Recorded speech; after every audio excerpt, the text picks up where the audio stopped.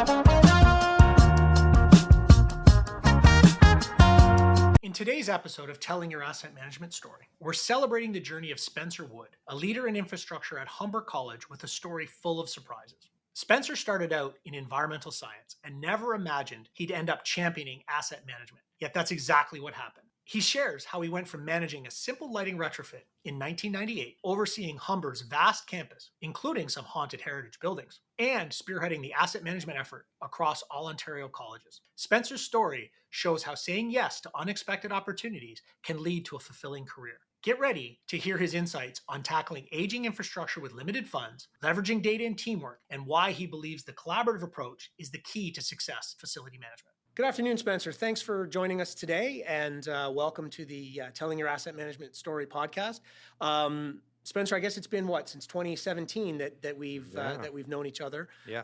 Do you want to give a little bit of background on kind of yourself and Humber College and just get us started there? Sure. So like many people, I think, in the facilities industry, I don't have education. My degree is in environmental science. Okay. And so from there, I got into energy efficiency type work, and that led me to Humber in 98, I guess, Nice. to do a lighting retrofit, project manager. And then I never left. So they hired me to do project management of renovations, and from there, I moved into the maintenance side. And interestingly, we were starting to talk about asset management back then, but nobody else was very interested. So it ended up on my desk, even though it really had nothing to do with what I was doing. Yeah. And I still have it.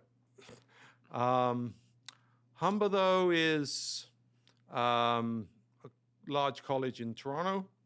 We have roughly 32,000 students, 3 million square feet of space, all the standard stuff you would get: residences, athletics, cafeterias, classrooms, labs. A little different from a university in that we have, labs like welding labs and carpentry shops and like the trades sorts of things. But we also have, computer labs and specialty chemistry labs and all those sorts of things. So it's an interesting mix. We also have a campus that was formerly a psychiatric hospital built in the 1890s. So we've got heritage buildings. And ghosts? Well, I have never seen them, but there are rumors. Yes, there is a tunnel system that apparently is haunted. But with those heritage buildings, we have, heritage brick and wood windows and slate roofs and other things that, even though the buildings have been fully renovated, complicate the asset management of those assets. Excellent. It's funny. I love to hear kind of the background story of folks, because very few people grew up wanting to be in facility or asset management, and the journeys that people take are always quite fascinating. In fact, even I actually have an environmental background as well. I'm a geologist working in an engineering field and on an engineering team. So that's part of that weird and twisting, winding journey is always fascinating to me. Now, Spencer, we met, as I said, back in 2017 through the, what was at the time the OSIFMA Facility Condition Assessment Steering Committee.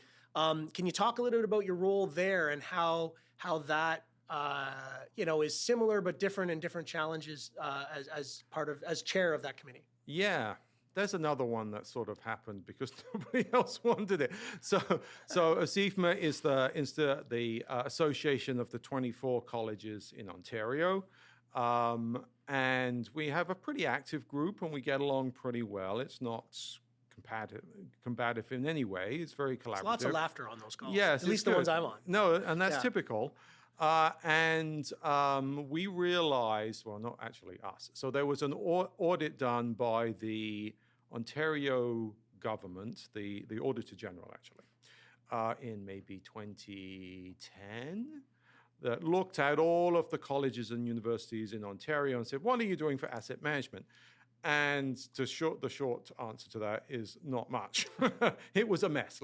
People were doing it internally. And when was that, Spencer? Sorry. I think that was 2010, okay. that audit. And it was just like some people were using like engineering consultants to do condition assessment, some people weren't. It was all in the same platform, but really, really inconsistent. Like it was a big mess.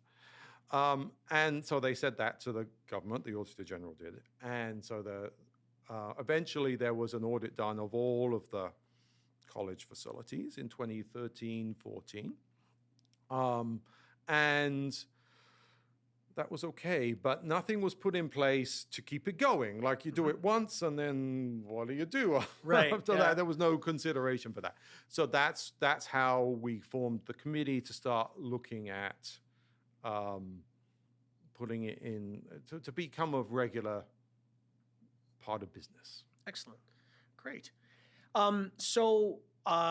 Obviously, maybe coming at it both from the Humber College perspective and also maybe the OSIFMA, now OCAPA, I guess, is the new brand for the committee.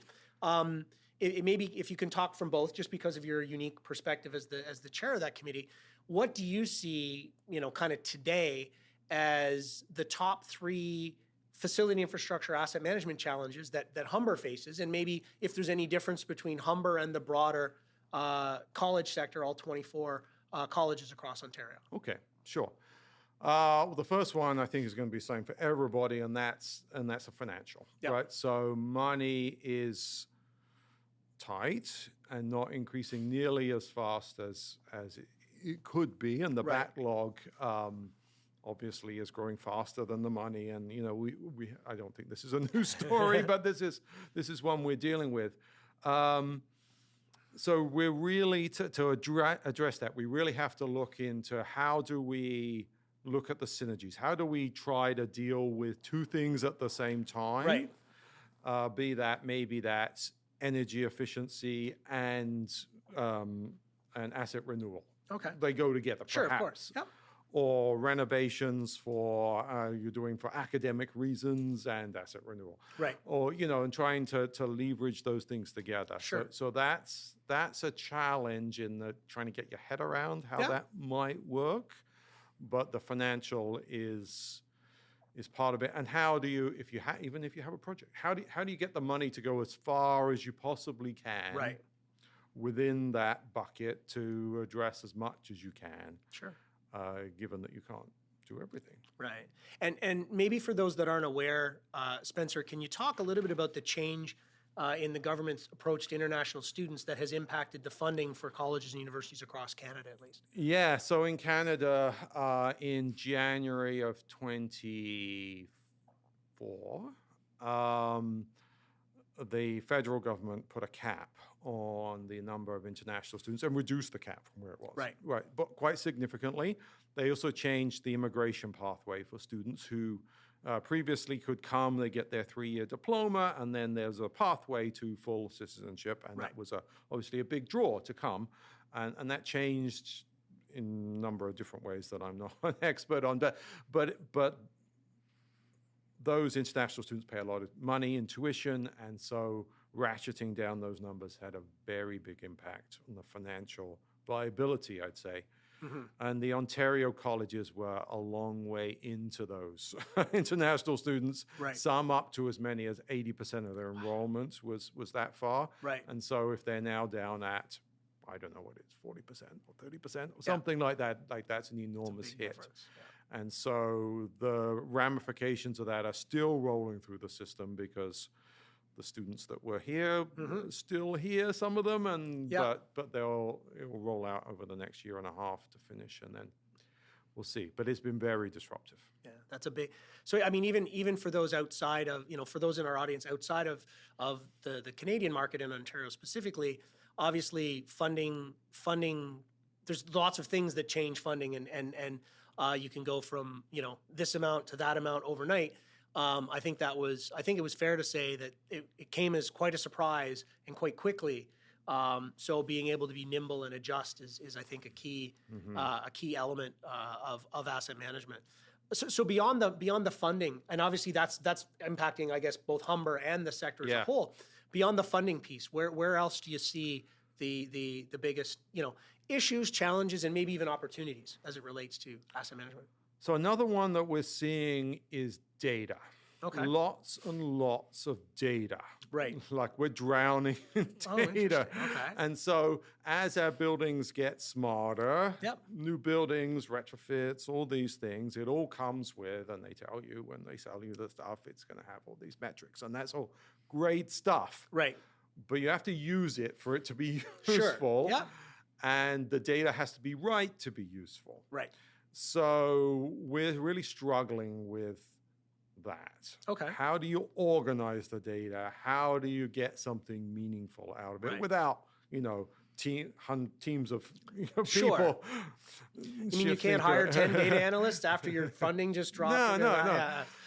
And AI has that potential. Sure, of course, yeah. But what we've found is that if you don't know what the data was, right, it's useless. So, right. and like an example is metering. We found that we thought it was metering that building. Turns out it was that building and half of that building. And so when you start doing the analysis, it doesn't work. Right. And so you've got to get the data clean before you can do anything with it. So we're struggling a bit with that. Okay. Is it sheer volume, Spencer, or is it volume plus finding the need? Like, is all the data valuable, or is it just you're getting so much data and then you have to go find the needle in the haystack, for lack of a better term? Bit of or both. Is it both? A bit of both. Yeah. There is an enormous amount of data. Like even out of our building automation, we have trends set up every 15 minutes. You get a temperature on a room, and we got lots of rooms, and so it's just can be too much. So yeah, it's partly that, and it's also okay. How do I layer in the metering data with the trending data? How do they go together? And then how does that all work with the asset management data? Like, how does it all work together? Right. Okay. Yeah, so, and that's sort of new. Right. That's interesting. Yeah, I mean, because for the longest time, it was give me a report, right? For decades, it was give me a report. Yeah. Whatever that report was, whether it was a condition assessment report or an energy audit or a report on maintenance or whatever it is. And then it became give me data. And now it's almost, I hear a lot of folks, whoa, that's enough data for now. I got to figure out what to do with the data I have, which is sort of an interesting evolution. Yeah. So funding, data. And then the third one I would say is hiring the right people, finding the right people. I'm sure you have the same challenge in your business. The challenges in the college sector is the wages that we pay may not be as high as what is the market rate, particularly in the engineering type trades. Yep. And so, or the trades like electricians or whatever. Yep. And so that's been a challenge. Okay. Historically, the gap wasn't as big. During COVID, I think the wages for some of these went up significantly. And didn't keep pace. In the past, we could say, but it's a better working environment, and you got these benefits, and so we can still say that, but the gap is a bit big. So we've had some trouble with that, and it's only in some trades, but it can make a big difference to what you're trying to do. Yeah, absolutely. It's interesting. I spoke to somebody down in Florida. And they're legislated to have maximum caps for different positions, and this individual was looking for a mechanical professional engineer. Yeah. And statutorily they can only pay $50,000. Oh. At the same time, I had a job posting for us for a mechanical engineer in Florida, and we were paying a lot more than that. And I said, look, and the benefits piece, I hear from a lot of folks, and I just wonder if you hear the same thing. When you're trying to hire young people, the benefits don't mean as much as if you're looking for somebody with more experience. Do you see that up here in Ontario as well? I do. They haven't figured out yet, I guess, how important some of those things are. You get the odd person that gets it, but it takes a little while till people figure that one out sometimes. Yeah. Interesting. Yeah. So maybe turning our attention from kind of today, where we're at, what we're facing. Anything else on that before we turn our attention away from it? Those are the big ones that we're struggling with at the moment. Cool. Yeah. So looking to the future, next 5 or 10 years or so, how do you, from where you are, and again, speaking on behalf of Humber as well as maybe the entire OCAPA sector, where do you see things going? How do you see things evolving? How are they going to be same? How are they going to be different? Right. So the first one that comes to mind is this smart building, right? So any new building we build is, really wired, Yeah. shall we say, or actually it's all wireless. Yeah. So there's that, and I don't think we've really figured out the implications of that long term yet. Right. So, and I think this is going to show up in asset management because what we're finding is the lifespan of some of this IT equipment that's necessary for the smart building is a lot shorter than for a electrical panel or a pump or something like that. And so you really have to be up on that. And I think that's going to drive some cycles much quicker. Right. We were looking at some new lighting systems and they were PoE, right? So, but then we figured out that the server, the rack that feeds this stuff is only going to last 7 years, and then you got to replace it, right? Whereas you put in a regular lighting panel, it's good for 50 years or something. Right. And so this sort of thing, I think, hasn't really caught up to us yet, but is coming. That's interesting.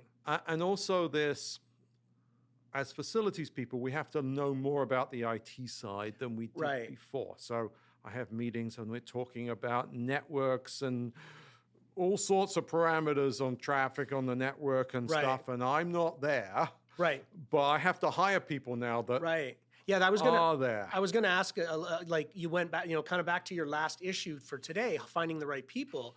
I was gonna ask, has it become harder because the technological advancements and the types of pieces of equipment that you're looking for them to manage and maintain and things like that? Has that compounded that effect at all, or? Yeah. So one area we've been really struggling is in building automation maintenance. Okay. And so our solution eventually was we've hired 2 BAS techs that work for us.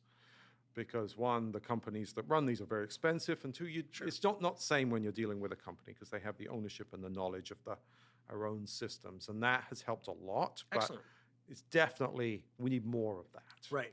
Definitely need more of that because we all have all these systems and they're all talking to each other and they're integrated. Our lighting system talks to the BAS and the metering system, and it's all together and it works. Yep. But when it doesn't work, you need some expertise to figure this stuff out. Interesting.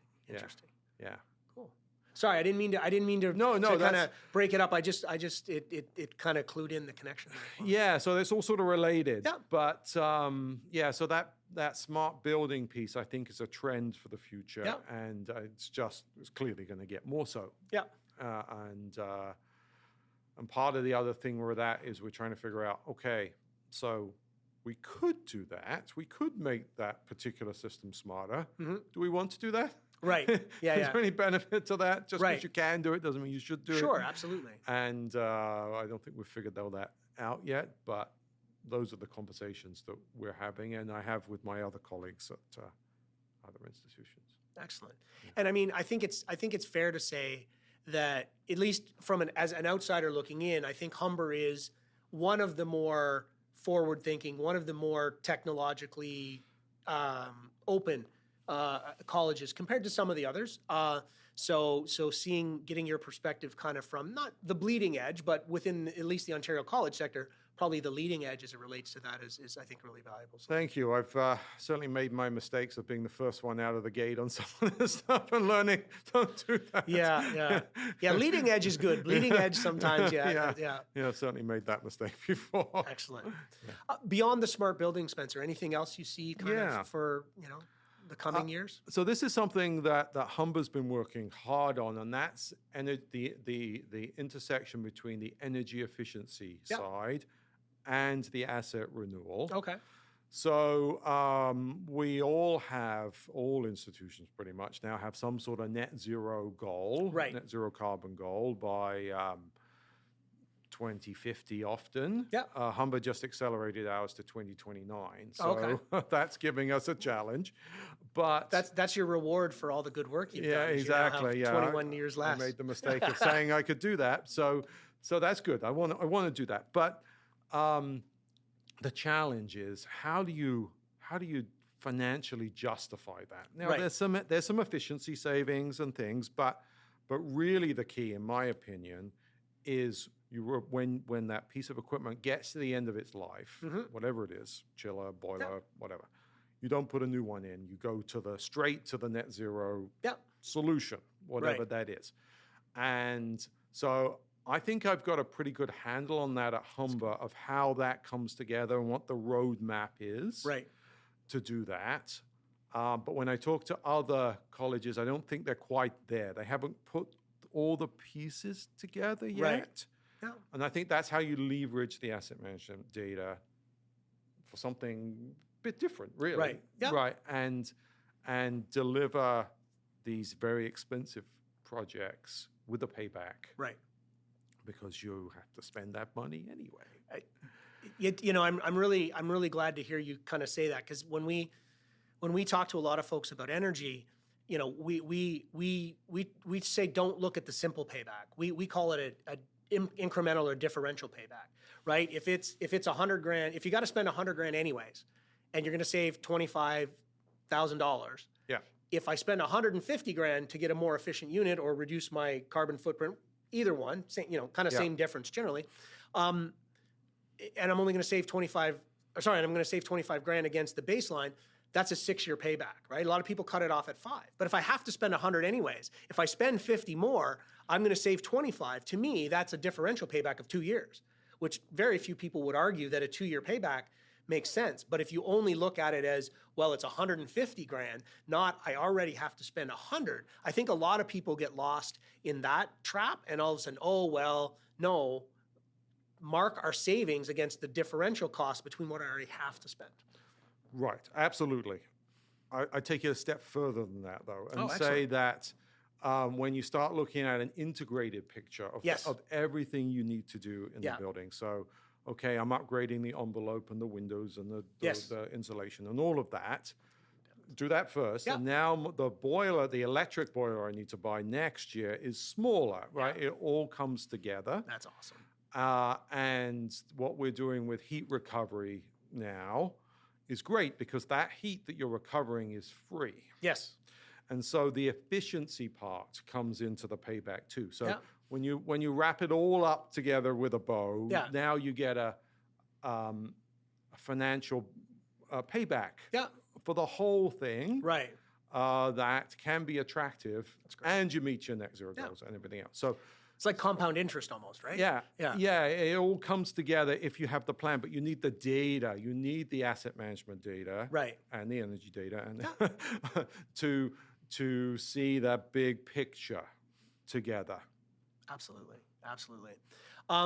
When you were talking about your mountain of data, for lack of a better term, you mentioned AI may have the potential to do that. So how do you see AI fitting into the... I have no idea. We're looking at it. We're poking at it. We really don't know. Yeah. The approach we're really taking is get the data clean. Yep. So I know what that data is, so that when the right tool comes along, it can do something with it. Right. But I haven't seen the right tool yet. Right. Yeah. Honestly. Yeah. No, that's I appreciate that, because again, for my perspective on AI has changed a lot in the last, we'll say, 3 to 6 months, because when ChatGPT first came out, 2 years ago or so, it was all about marketing, right? And no offense to my marketing colleagues, but it was all like, write better emails, do this or that. But in just sort of staying with it and sort of seeing where it can go, it's come along a lot faster than I even thought. So I think the fact that you're there paying attention to it is really good, even if you haven't got it figured out exactly what it's going to do yet. I'm more of the opinion, instead of AI replacing all humans, is that a human with AI will replace a human without AI. And so I think the fact that you guys are keeping an eye on it, monitoring it, haven't got it all figured out yet. So rather than just go, I'm not going to worry about it, keeping an eye on it to try to figure out, when is that right tool going to become available? I think that's a really smart way to approach it, as opposed to just, there's nothing there for me, so I'm going to go back over here. Yeah, it's going to take a while to get everything sort of set up there. One of the things I think it might have application for is currently like there's a person looking for the linkages between the asset management data and the energy data and the renovations we're doing, and sort of saying, oh, they all come together. Yes. And a lot of that currently is in my head. Right. Yeah. It shouldn't be that way, but that's the way it's currently working. But I can certainly see the day when, if an AI had all of the data, they could perhaps make some connections that we're missing, or do it faster or quicker or easier or whatever that piece is. At least give me a list. I think you just made a pitch for Spencer.ai in the future. So anything else, kind of future next steps, anything like that, Spencer? Well, the other thing I'd say is the reporting requirements are getting more. You might call it red tape, but the governmental reporting type stuff that we have to do. When I started, that was nothing, really, basically. Do your thing, keep the lights on, and we're happy kind of thing, right? Yeah, and now there's a lot more of that, and probably more coming. Right. And I think our whole, particularly in our organization, that has become a lot more professional, a lot more in depth. It's a lot more understanding there than the fly by the seat of your pants that it used to be. Sure, yeah. And I think that trend is growing. And I think that's particularly tough on some of the smaller institutions. Right. Yeah.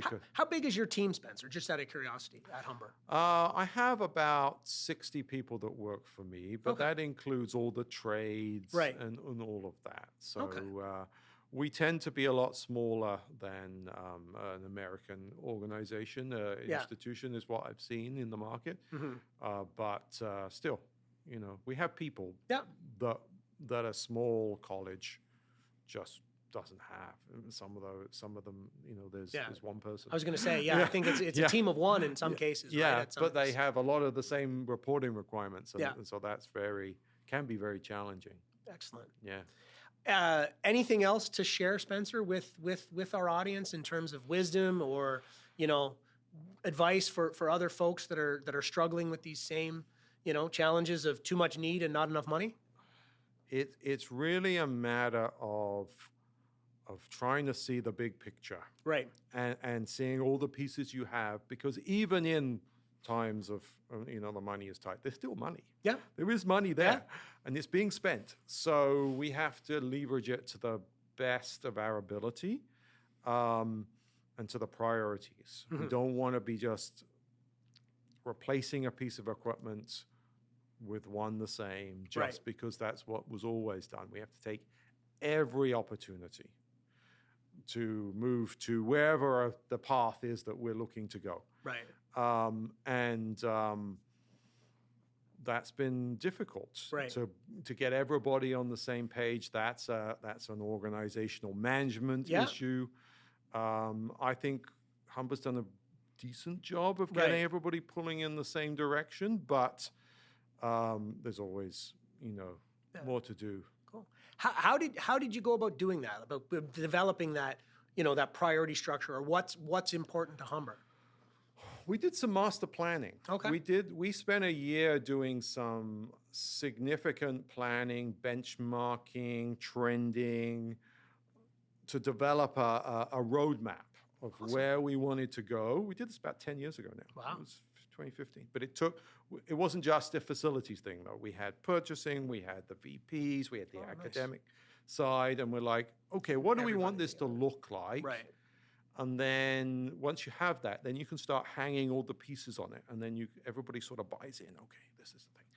And then you go down the road a bit, and you've got results, and people see the results, and then you can build further. So that's how we've done it. It's worked pretty well. Nice. But it's been a 10-year, sounds like it's been a 10-year plan. It's not overnight. It's not a quick thing. No, it's not. And we're probably another 5 to 7, roadmap to get to where we had said we'll be. But excellent. Yeah. Well, Spencer, thank you very much for joining us today. I really appreciate your insights, both on behalf of Humber College as well as the former OSIF, but now Okapa steering committee. I hope that everybody listening got some great value from your ideas and thoughts. And thank you all, folks, for listening. We'll see you next time on Telling Your Asset Management Story.